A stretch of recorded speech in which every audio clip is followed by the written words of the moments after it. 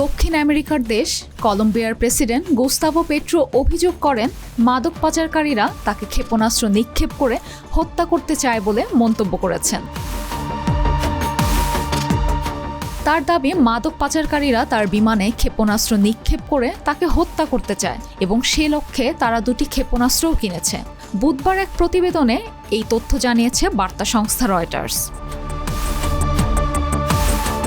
President Gustavo petro বলেছেন, মাদক পাচারকারীরা দুটি ক্ষেপণাস্ত্র হাতে পেয়েছে, যা তারা তাকে হত্যা করার জন্য তার বিমানে ছোড়ার পরিকল্পনা করেছে। মাদক ব্যবসা মোকাবেলায় তার বিভিন্ন প্রচেষ্টার সাফল্য দেখে মাদক পাচারকারীরা এই পরিকল্পনা করেছে বলেও জানিয়েছেন তিনি। এক অনুষ্ঠানে তিনি বলেন, আপনি জানেন, তারা আমার বিমানে একটি ক্ষেপণাস্ত্র ছাড়তে চায়।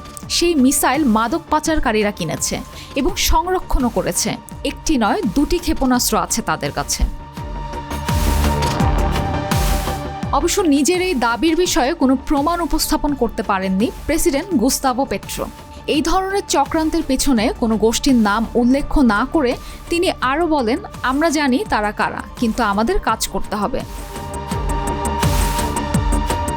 দক্ষিণ আমেরিকার এই দেশটির প্রতিরক্ষা মন্ত্রণালয়ের মতে, কলম্বিয়ার নিরাপত্তা বাহিনী 2024 সালের রেকর্ড অনুযায়ী 883.8 মেট্রিক টন কোকেন জব্দ করেছে, আর 2023 সালে এই জব্দের পরিমাণ ছিল 746.3 টন।